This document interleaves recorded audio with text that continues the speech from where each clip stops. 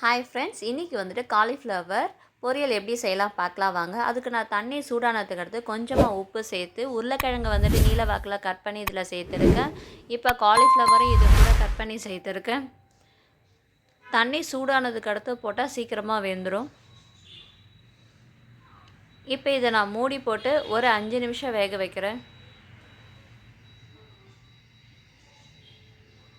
இப்போ வந்துட்டு ஓப்பன் பண்ணுறேன் பாருங்கள். இப்போ ரெண்டுமே நல்லாவே வெந்துடுச்சு. இப்போ நான் வந்துட்டு எண்ணெய் வந்துட்டு 3 ஸ்பூன் சேர்த்துருக்கேன். எண்ணெய் சூடானதுக்கு அடுத்து சோம்பு 1/4 ஸ்பூன் சேர்த்துருக்கேன். பூண்டு வந்துட்டு 5 பல் வந்து கட் பண்ணி எடுத்து இது கூட சேர்த்துருக்கேன்.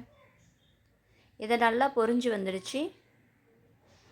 இப்போ நான் வெங்காயம் வந்துட்டு 3 எடுத்துருக்கேன். நீல வாக்கில் கட் பண்ணி இது கூட நான் சேர்த்துருக்கேன். எதையும் நல்லா வதக்கிக்கிறேன். இப்போ பச்சை மிளகா வந்துட்டு 3 ஆட் பண்ணியிருக்கேன். நீல வாக்கில் கட் பண்ணி சேர்த்துருக்கேன்.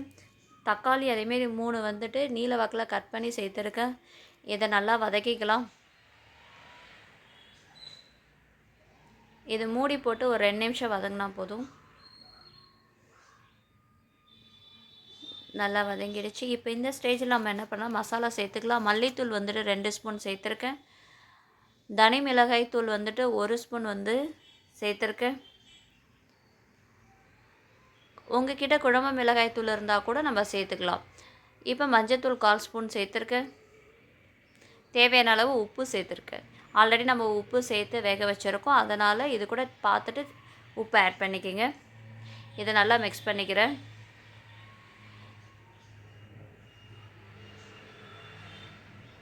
இப்போ வந்துட்டு காலிஃப்ளவரும் உருளைக்கிழங்கும் வேக வச்சுருக்கோம். இப்போ இது கூட நான் சேர்த்துருக்கேன்.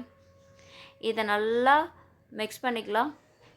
இந்த பொரியலை வந்துட்டு ஈஸியாக நம்ம செஞ்சலாம், ஃபாஸ்ட்டாகவும் செஞ்சலாம், அண்ட் டேஸ்ட்டாகவும் இருக்கும். பசங்களுக்கு இந்த மாதிரி செஞ்சு கொடுங்க. இப்போ 1/2 ஸ்பூன் அளவுக்கு கரம் மசாலா சேர்த்துருக்கேன். இது ஈஸியான பொரியல்ன்றனால ஃபாஸ்ட்டாகவும் செஞ்சு முடிச்சிடலாம். இப்போ லஞ்ச் பாக்ஸ்க்கெலாம் வந்துட்டு பொரியல் என்ன செய்யுதுன்னு யோசிக்கும் போது டக்குன்னு இது என்ன பண்ணலாம், வேக வச்சு இதை செஞ்சு முடிச்சிடலாம். கொஞ்சமாக கொத்தமல்லி ஆட் பண்ணிக்கிறேன். இதோட டேஸ்ட் உண்மையுமே நல்லாயிருக்கும். நீங்கள் வீட்டில் ட்ரை பண்ணி பார்த்துட்டு கமெண்ட்ஸில் சொல்லுங்கள். Thank you friends.